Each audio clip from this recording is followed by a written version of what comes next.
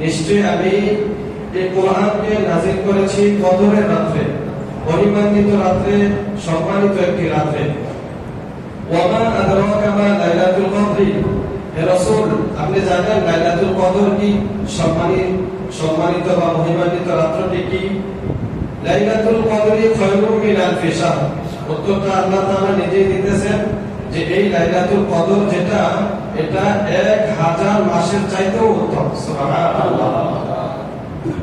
তানাজ্জালুল মালায়েকাতু war রূহু ফিহা, এই রাতের মধ্যে ফেরেশতারা আগমন করে এবং সাথে ফেরেশতাদের যে লিডার হযরত জিবরাইল আলাইহিস সালাম তিনিও আসেন। সুবহানাল্লাহ। বিইذনি রাব্বিহিম মিন কুল্লি আমর, তাদের রবের নির্দেশে সব বিষয়ের সিদ্ধান্ত নিয়ে আসেন, সব বিষয়ের ফয়সালা নিয়ে ফেরেশতারা এই রাতে আগমন করেন। সালামুন হিয়া, এই রাতটা শুধুই শান্তিময়, শুধুই শান্তিময়। সুবহানাল্লাহ। এই রাতে শুধু শান্তি আর শান্তি বর্ষণ হতেই থাকে। হাত্তা মাতলাইল ফজর, কতক্ষণ পর্যন্ত? ফজরের সূচনা পর্যন্ত, ফজরের সময় হওয়া পর্যন্ত, অর্থাৎ সাহারির সময় যতক্ষণ থাকে এই পর্যন্ত সারাটা রাত্র আল্লাহ তাআলার পক্ষ থেকে শান্তি নাযিল হতে থাকে। সুবহানাল্লাহ। তো এই সূরাটা নাযিল হওয়ার প্রেক্ষাপট, শানে নুজুল যেটাকে বলা হয়, তাফসীর ইবনে কাসিরের মধ্যে আল্লামা ইবনে কাসির রাহমাতুল্লাহি আলাইহি লিখেন, আন্না নবী সাল্লাল্লাহু আলাইহি ওয়াসাল্লাম যাকারা রাজুলান মিন বনি ইসরাঈল, নবীজি সাল্লাল্লাহু আলাইহি ওয়াসাল্লাম একদিন বনি ইসরাইলের একজন লোকের ব্যাপারে আলোচনা করছিলেন, ওয়াজ করতেছিলেন। সেই লোকটা কি করেছিল? বলে যে এই লোকটা আল্লাহর রাস্তায় 1000 মাস লড়াই করেছিল। সুবহানাল্লাহ। 1000 মাস লড়াই করেছে, জিহাদ করেছে। তো তার আমল নবীজি সাহাবায়ে কেরামের সামনে পেশ করলেন। ফাআজিবাল মুসলিমুন, সাহাবায়ে কেরাম অবাক হয়ে গেলেন। 1000 বছর, 1000 মাস, এত সময় লাগাতার তারা উনি জিহাদ করেছেন, যুদ্ধ করেছেন। আমরা যদি এরকম লম্বা হায়াত পাইতাম তাহলে আমরা এরকম লাগাতার লম্বা সময় আল্লাহর রাস্তায় যুদ্ধ করতাম, জিহাদ করতাম। ফানাজালা সূরাতুল কদর, তখনই আল্লাহ তাআলা এই সূরাতুল কদর নাযিল করলেন। জিবরাইল আলাইহিস সালাম আয়েশা জানাই দিলেন, ইয়া রাসূলুল্লাহ আপনার সাহাবায়ে কেরাম আশ্চর্য হয়ে গিয়েছে, অবাক হওয়ার কোনো কারণ নাই। আল্লাহ তাআলা আপনার উম্মতকে একটা মাত্র রাত দিয়েছেন, এই রাতে ইবাদত করতে পারলেই 1000 মাসের ইবাদতের চাইতে আরো বেশি সওয়াব পেয়ে যাবে। সুবহানাল্লাহ। তাহলে এটা শুধুমাত্র উম্মতে মুহাম্মাদের বৈশিষ্ট্য, উম্মতে মুহাম্মাদের জন্যই অফারটা। শানে নুজুলের ব্যাপারে আরো একটা হাদিস বর্ণিত আছে। আল্লাহ রাসূলুল্লাহ সাল্লাল্লাহু আলাইহি ওয়াসাল্লাম যাকারা ইয়াওমান আরবাআতান মিন বনি ইসরাঈল, একদিন নবীজি সাল্লাল্লাহু আলাইহি ওয়াসাল্লাম বনি ইসরাঈলের 4 জন ব্যক্তির ব্যাপারে আলোচনা করলেন। যে 4 জন ব্যক্তি আবাদুল্লাহ 70 সানাত আমান, এই 4 জন লোক আল্লাহর ইবাদত করেছে 80 বছর, একাধারে 80 বছর আল্লাহর ইবাদত করেছে। লাম ইয়াসুবুহু তারফাত আইন, চোখের পলক পরিমাণও তারা গুনাহ করে নাই, ইবাদত থেকে খালি থাকে না। সুবহানাল্লাহ। তাহলে 80 বছর তারা ইবাদত বন্দেগী করেছে, এর মধ্যে চোখের পলক পড়তে যে সময়টা লাগে এই সময় পর্যন্ত ইবাদত থেকে তারা খালি ছিল না, পুরো 80 বছর সময় ইবাদত করেছে। সুবহানাল্লাহ। এই 4 জন লোক কারা? ফাযাকারা রাসূলুল্লাহ সাল্লাল্লাহু আলাইহি ওয়াসাল্লাম আইয়ুব ওয়া যাকারিয়া ওয়া হিজকিল ওয়া ইউশা ইবনে নুন, 4 জন নবীর কথা নবীজি উল্লেখ করেছেন। এক নম্বর হলো হযরত আইয়ুব আলাইহিস সালাম, দ্বিতীয় নম্বরে হযরত যাকারিয়া আলাইহিস সালাম, তৃতীয় নম্বরে হযরত হিজকিল আলাইহিস সালাম, চতুর্থ নম্বরে হযরত ইউশা আলাইহিস সালাম। এই 4 জন নবীর ব্যাপারে আল্লাহ রাসূল সাল্লাল্লাহু আলাইহি সাল্লাম বলেন যে তারা 80 বছর ইবাদত করেছে। লাম ইয়াসুবু তারফাত আইন, চোখের পলক পরিমাণ সময়ও তারা ইবাদত থেকে খালি ছিল না, এত লম্বা সময় তারা আল্লাহর ইবাদত করেছে। সুবহানাল্লাহ। ফাআজিবা আসহাবু রাসূলিল্লাহ সাল্লাল্লাহু আলাইহি ওয়াসাল্লাম, নবীজির সাহাবীরা অবাক হয়ে গেলেন। কি সৌভাগ্যবান তারা, একাধারে 80 বছর ইবাদত বন্দেগী করলো, একটা সময় চোখের পলক পরিমাণ সময় তারা ইবাদত থেকে গাফিল ছিল না। আমাদের যদি এরকম হায়াত থাকতো, সুযোগ থাকতো, কতই না ভালো হতো। ফাআতাহু জিবরিল আলাইহিস সালাম, তখনই হযরত জিবরাইল আলাইহিস সালাম আগমন করলেন এবং এই সূরা কদর নিয়ে আসলেন। আয়েশা বললেন, ইয়া রাসূলুল্লাহ, আজিবাত উম্মাতুকা, আপনার উম্মত অবাক হয়ে গিয়েছে, আশ্চর্য হয়ে গিয়েছে বনী ইসরাইলের প্রতি। ইয়া রাসূলুল্লাহ, এর চাইতে আরো উত্তম আপনার উম্মতের জন্য আল্লাহ তাআলা নাযিল করেছেন 80 বছর লাগবে না, শুধুমাত্র একটি রাত্র যদি ইবাদত করতে পারে আল্লাহ তাআলা 80 বছরের চাইতে আরো বেশি সওয়াব তাদেরকে দিয়ে দিবেন। সুবহানাল্লাহ। তার কারণ হলো ওই যে 1000 মাসের কথা বলেছেন, 1000 মাসে যদি বছরের উপর করতে যান তাহলে 83 বছর 4 মাস হয় না? কত বছর হয়? 83 বছর 4 মাস। তাহলে 83 বছর 4 মাস ইবাদত বন্দেগী লাগাতার করছে, চোখের ফলন পরিমাণ সময়ও এই ইবাদত থেকে গাফিল ছিল না, এরকম মানুষ কি পাওয়া যাবে? পাওয়া যাবে না। হায়াতে আমাদের কত বছরের, আমার এই হায়াতের মধ্যে 10-15 বছর যাবে এরকম নাবালিগ থাকতে থাকতে, এরপরে প্রাপ্ত বয়স্ক হওয়ার পরে খাওয়া ঘুম মিলাইয়া জীবনের অর্ধেক সময় এখানেই চলে যায়। মনে করেন আপনি হায়াত পাইছেন 50 বছর, দেখা যাবে আপনার খাওয়া ঘুম গোসল এগুলো মিলাইয়া জীবনের 25 বছরের চাইতে বেশি সময় চলে গেছে। কারণ ইবাদতের সময়টা থাকে কতটুকু? একেবারে আবেদ যদি বলি ইবাদত বুঝার বান্দা যে উনি অনেক বেশি ইবাদত করে, তারপরে দেখবেন পুরো সময় মিলালে জীবনের কয়েক বছর ইবাদতের সময় হয়েছে, বাকি সময়টা খাওয়া ঘুম গোসল অন্যান্য কাজের ব্যস্ততার মধ্যে চলে গিয়েছে। তাহলে দীর্ঘ 83 বছর 4 মাস সময় ইবাদত করলে যে সওয়াব পাওয়া যাবে, লাইলাতুল কদরে শুধুমাত্র একটি রাত্র ইবাদত করলে আল্লাহ তাআলা সেই পরিমাণ এর চেয়ে আরো বেশি সওয়াব দিবেন। সুবহানাল্লাহ। তাহলে এই রাত্রটার দাম কত বেশি! কোন বিবেকবান মুসলমান, কোন বিবেকবান মানুষ এই রাত্রটাকে হাতছাড়া করতে পারে না। সাধারণত কোন পাগলকে যদি বোঝানো হয় যে তুমি এত বছর যা পাইছো না পাইছো, একটা রাত্র যদি জায়গা থাকতে পারো তাহলে তোমার সারা বছরের চাইতে তুমি বেশি পাইবা, দেখুন ওই পাগল আর পাইবে না। শুধু পাগল না, আমরা যারা বিবেকবান স্বাভাবিক অবস্থায় আছি, বর্তমানে মনে করেন ঈদ আসতেছে, তো ব্যবসায়ী কাপড়ের দোকানদার যারা দেখবেন তাদের কি ব্যস্ততা, হাইরে কত রাত্র না ঘুমায় কাটাইতেছে। তারপরে জুতার দোকানদাররা কত রাত্র না ঘুমায় কাটাইতেছে। আমার এক ছাত্র টেলারি শিখতেছে, আমার এক ছাত্র দর্জি কাজের কি দর্জি শিখে, তো ওই যে বলতেছে হুজুর 3:30 পর্যন্ত আমাদের এই কাজ করতে হয়, 3:30 পরে আর ঘুমের সময় কই, তখন এসে সাহেরি খায়া এই ফজরের নামাজ পড়ে তারপরে ঘুমায়। তাহলে রমজানের শুরুতে সেই কথাটা আমাকে বলছে, মানে শুরু থেকে তাদের কাজের এত চাপ। সে তো পুরাপুরি টেলার এখনো হয় না, শিখতেছে। তো শিখতেছে তার কাজ কি, ওই মাস্টাররা যেভাবে কাপড় কাটে, কখনো তাকে কাটা শিখায় বা কখনো সে সিলাই বসে বসে কখনো কাটতেছে, এভাবে তার সারাটা রাত্র কাটতে যাইতেছে, শুধুমাত্র সে টেলারি শিখবে, দর্জি কাজ শিখবে। তো এইভাবে বহু দুনিয়াদার আছে আমরা, রমজান মাস এভাবে রাত্রকে রাত্র না ঘুমিয়ে কাটিয়ে দিচ্ছি বিভিন্ন কাজে। যারা নাইট ডিউটি করে তারাই তো দেখেন না, তো কত রাত্র এইভাবে না ঘুমিয়ে কাটাইতেছি। এখন আমাদেরকে যদি একটা অফার দেওয়া হয়, আমাদের বর্তমান প্রধানমন্ত্রী যদি একটা অফার দেয় যে এতদিন আপনারা যা করছেন না করছেন, পুরো 80 বছরে যা করছেন, যা কামাই করছেন, এইগুলোর চাইতে বেশি আমি দিয়ে দেব যদি আপনারা 10টা দিন রাত্রে না ঘুমায় থাকতে পারেন, তাহলে এরকম যদি একটা অফার দেয় কেউ কি বাকি থাকবো? একবারে যে অসুস্থ হাসপাতালে দিকে এগুলোকে বোঝা পারে, এরকম ওষুধ দিবেন যেন ঘুম না আয়, যেন ঘুম না আয় সারা রাত্র যেন জায়গায় থাকতে পারে, একটা ওষুধ দিয়ে দিবেন, একটা স্যালাইন দিবেন, যেভাবে হোক কারণ যেন ঘুম না আসে। কারণ 80 বছরের যত কামাই করছি এর চাইতে বেশি এক রাত্র পাওয়া যাবে 10টা রাত্র কমছে এরকম জায়গায় থাকবে। তাহলে কোন বিবেকবান মানুষ এই সুবর্ণ সুযোগটাকে হাতছাড়া করতে পারে না। আল্লাহর রাসূল সাল্লাল্লাহু আলাইহি ওয়াসাল্লাম আমাদের জন্য যে কত বড় নিয়ামত, এটা থেকে বোঝা যায়। অন্য কোন নবী তাদের উম্মতের জন্য এত বড় অফার নিয়ে আসেন না, অন্য কোন নবীকে আল্লাহ তাআলা এত বড় অফার দেন নাই।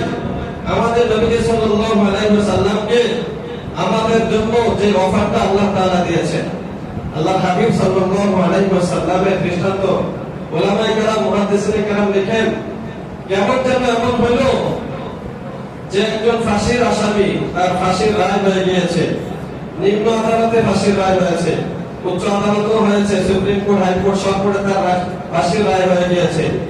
এখন তাকে কোনো জেনারেল বা কোনো সরকারি বড় কর্মকর্তা প্রধান জানাইলো যে তুমি যদি একটা কাজ করতে পারো, আশা করা যায় তোমার রায়টা, ফাঁসির রায়টা বাতিল হতে পারে। সে কাজটা হলো তুমি রাষ্ট্রপতির কাছে যাইবা, ওনার ঘরে গিয়ে তুমি পয়লা থাকবা কয়েকদিন, তো তোমার ফাঁসি হইতে আরো 1 মাস বা যে কয়েকদিন সময় বাকি আছে, প্রতিদিন তুমি রাষ্ট্রপতির দরবারে গিয়ে বসে থাকবা। কারণ দেশীয় আইন অনুযায়ী রাষ্ট্রপতি ইচ্ছা করলে ফাঁসির রায়ের আসামিকেও ফাঁসি বাতিল করতে পারেন, এটা রাষ্ট্রপতির ক্ষমতা আছে।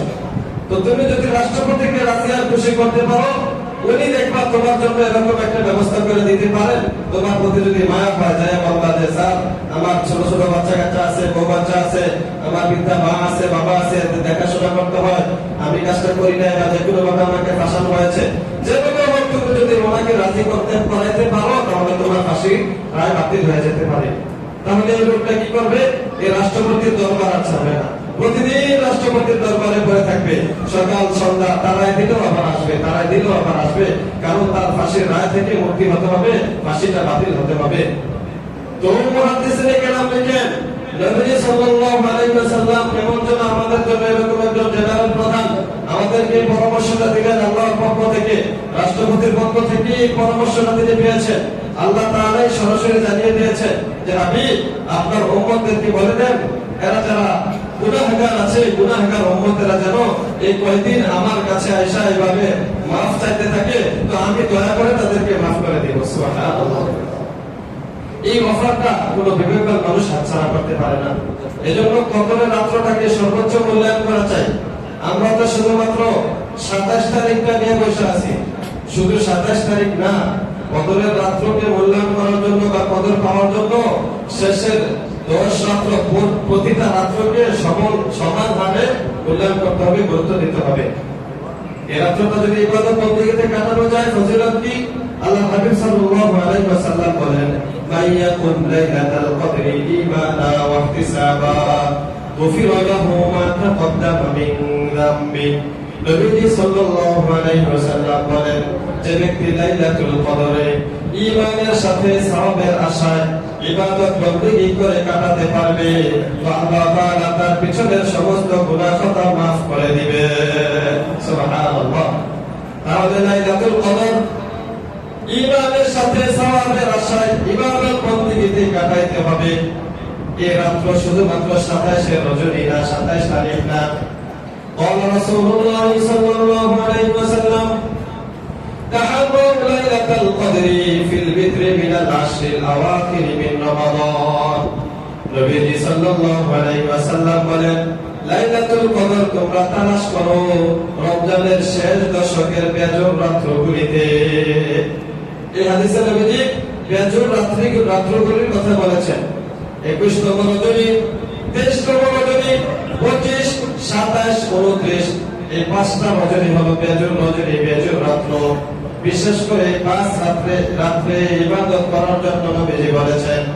আরেক হাদিসের মধ্যে আছে, قال رسول الله صلى الله عليه وسلم التمسوها في العشر الأواخر। নবীজি বলেন, তোমরা লাইলাতুল কদর তালাশ করো রমজানের শেষ দশকে। শেষ দশকের মধ্যে লাইলাতুল কদর তালাশ করো, যে কোনো একদিন পেয়ে যেতে পারো। বিশেষ করে ফি তাসিআতিন তাবকা ওয়া ফি সাবিআতিন তাবকা ওয়া ফি খামিসাতিন তাবকা। শেষে যখন 9 দিন বাকি থাকে তখন তালাশ করবা, মানে 21 তারিখে। এরপরে শেষে যখন 7 দিন বাকি থাকে সেদিন তালাশ করবা, মানে 23 তারিখে। এরপর নবীজি বলেন, শেষে যখন 5 দিন বাকি থাকে মানে 25 তারিখে তোমরা লাইলাতুল কদর তালাশ করো।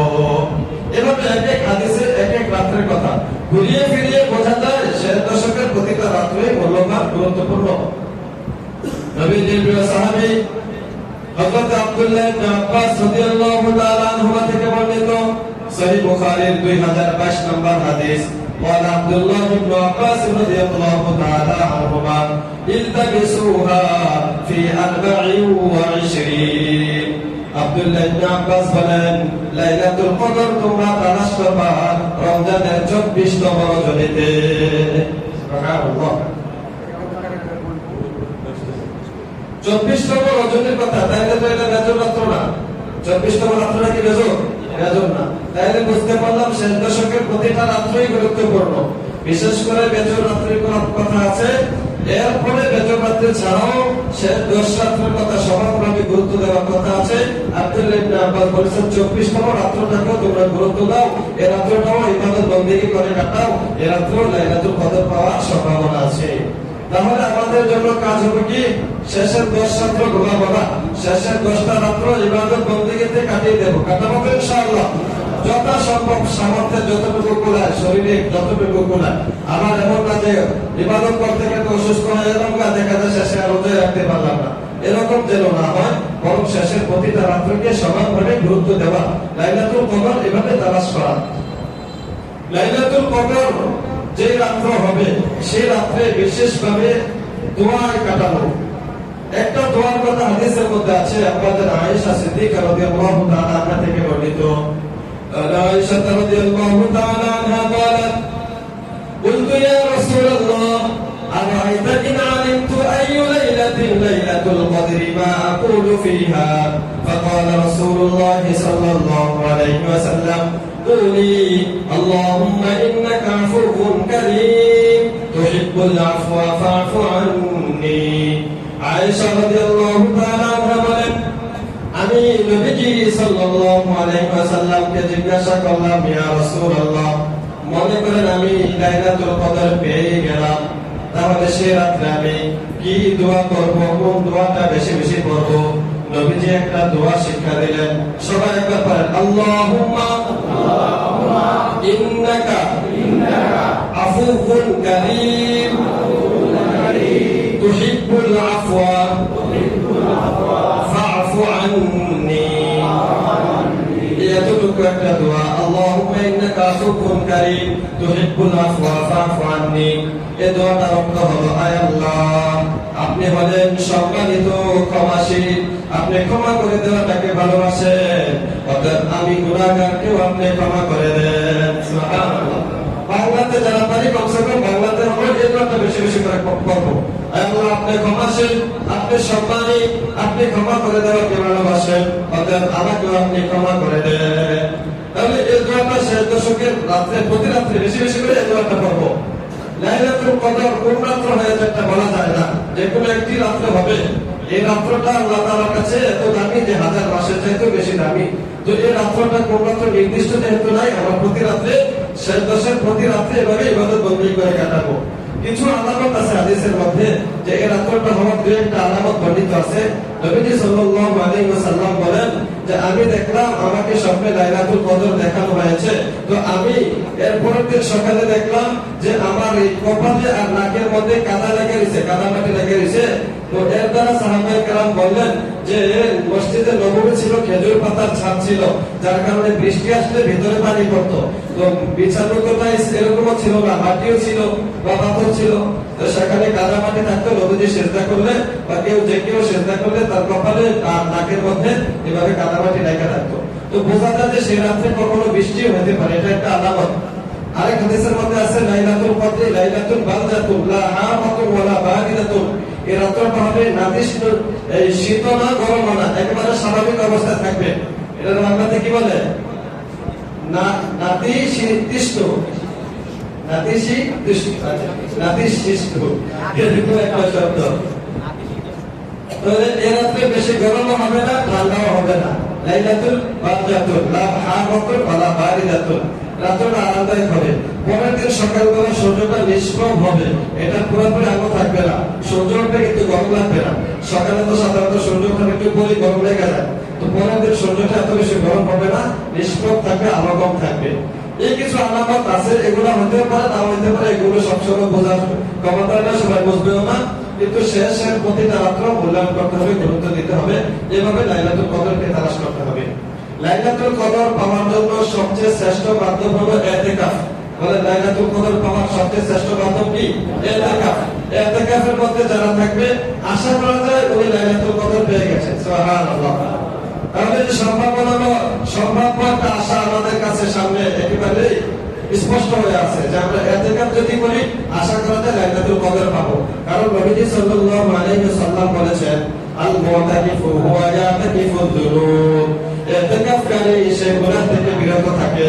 তো মসজিদের মধ্যে থাকলো, চুপ হয়ে থাকলো, কোনো ধরনের অশ্লীল কথাবার্তা বললো না, কোনো অশ্লীল দৃশ্য দেখলো না, কারণ আমি কোনো বক্তব্য করলো না, তাহলে আশা করা যায় এই লোকটা লাইলাতুল কদর পেয়ে যায়। সুবহানাল্লাহ। কারণ মসজিদে থাকা এটাই হলো একটা ইবাদত। মসজিদে থাকা এটাই হলো কি ইবাদত। তাহলে আপনি ঘুমায় থাকলেন, এটাও ইবাদত হয়ে গেল। মসজিদে বসে রয়েছেন, এটাও ইবাদত হয়ে গেল। শুয়ে শুয়ে আছেন, এটাও ইবাদত হয়ে গেল। তাহলে আপনি 10 রাত্র যদি মসজিদে থাকেন আর যে কোনো এক রাত্র লাইলাতুল কদর হয়ে গেছে, তাহলে তো আপনি ইবাদতের মধ্যেই ছিলেন, ঠিক কি না? তাহলে এটার দ্বারা বড় সম্ভাবনাময় একটা মুহূর্ত আমাদের সামনে আছে যে ইতিকাফ করা। ইতিকাফের দ্বারা এই লাইলাতুল কদর পাওয়ার একটা বড় একটা সম্ভাবনা আছে, আশা আছে। নবীজি সাল্লাল্লাহু আলাইহি সাল্লাম এই লাইলাতুল কদর পাওয়ার জন্য শেষের 10 রাত্রকে কেমন গুরুত্ব দিতেন। নবীজি জীবনে কোনোদিন এই শেষের 10 দিন ইতিকাফ ছাড়তেন না, এবং ইবাদত বন্দেগী করতেন। আয়েশা রাদিয়াল্লাহু তাআলা আনহা বলেন, ইযা দাখালাল আশরু সাদ্দা মিজারাহু ওয়া আহয়া লাইলাহু ওয়া আইকাযা আহলাহু।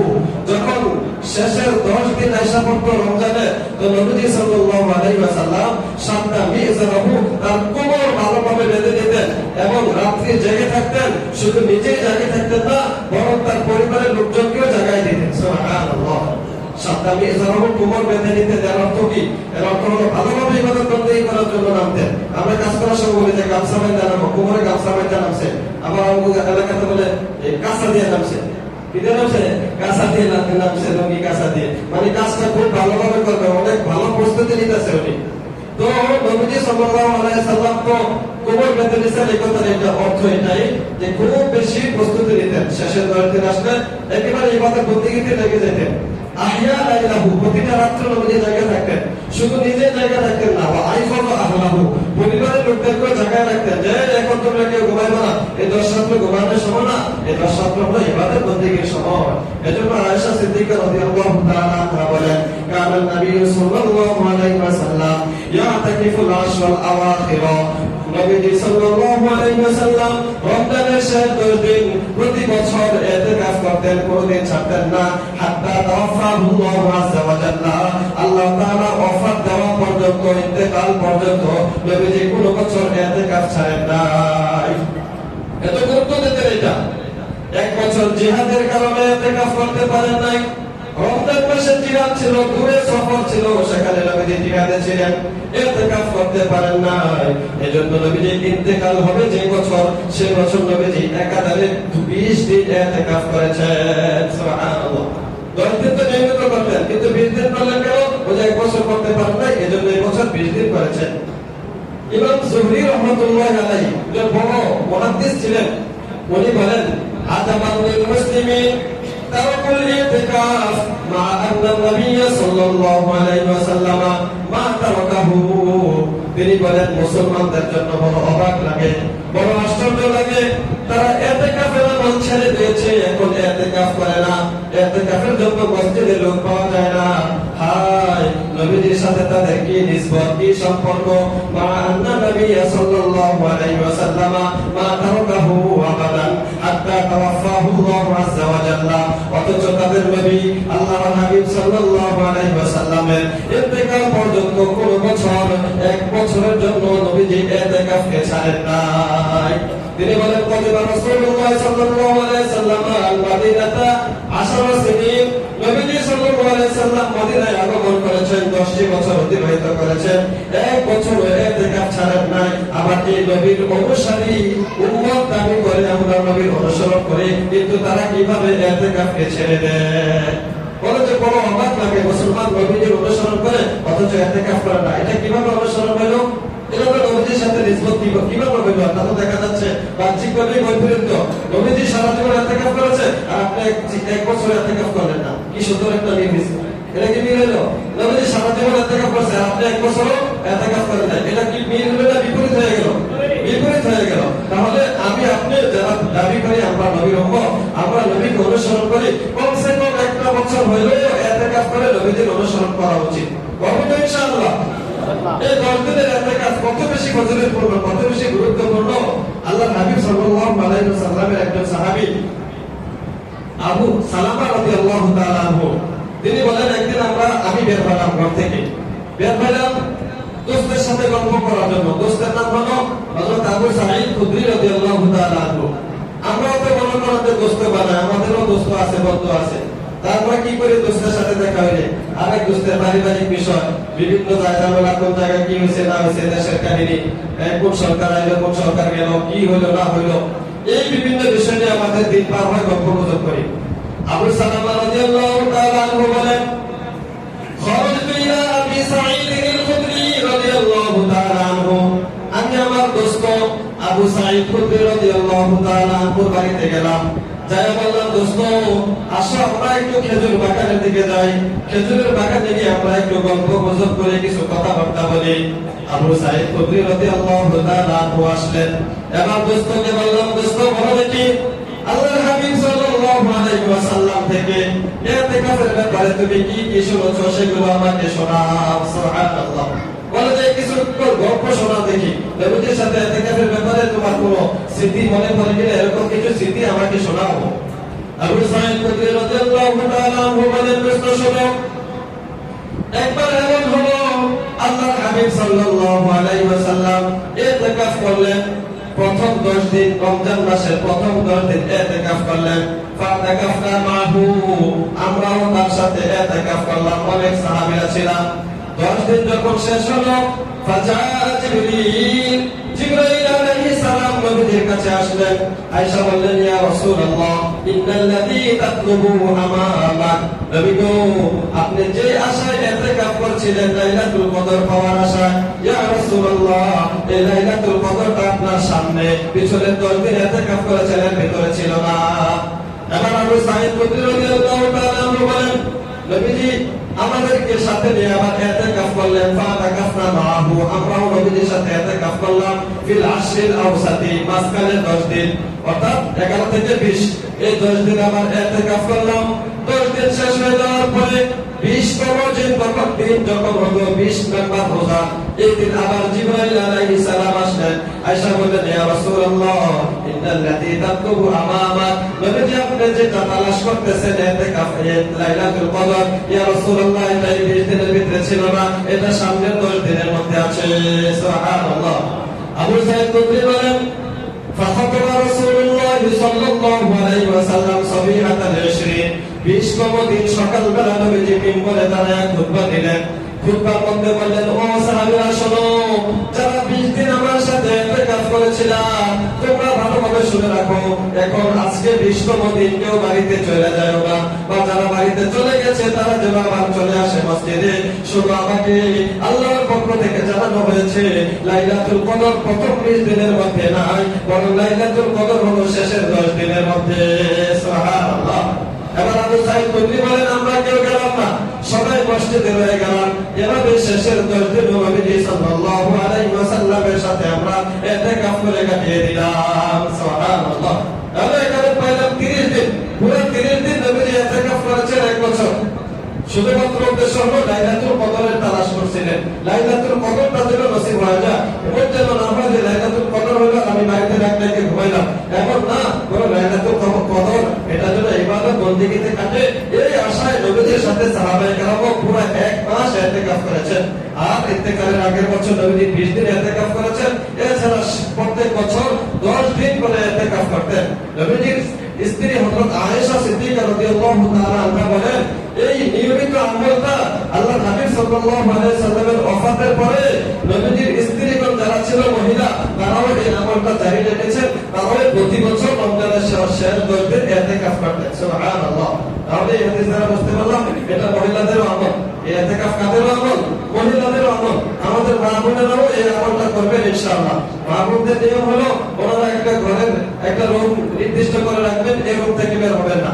এখানে খাওয়ার গোসল বাথরুমের ব্যবস্থা থাকলে সুবিধা, তাহলে বাইরে যেতে পারবেন, অথবা একটা রুমের ভিতরে এভাবে থেকে ইতিকাফ করবেন। আর পুরুষ যারা আছে আমরা মসজিদে এসে ইতিকাফ করব ইনশাআল্লাহ, করবো ইনশাআল্লাহ।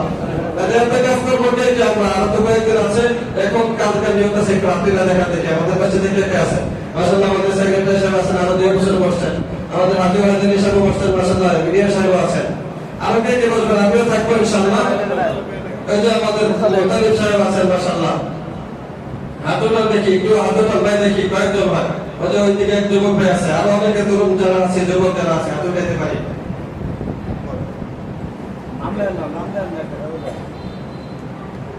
একটু হাতে থাকবেন, জুতাটা কেউ থাকলে একটু জানাতে পারেন, আমরা একটা হিসাব রাখতেছি আর কি করবো, যে কাজে আসবে এজন্য একটু হাতে ফেলে ভালো হয়।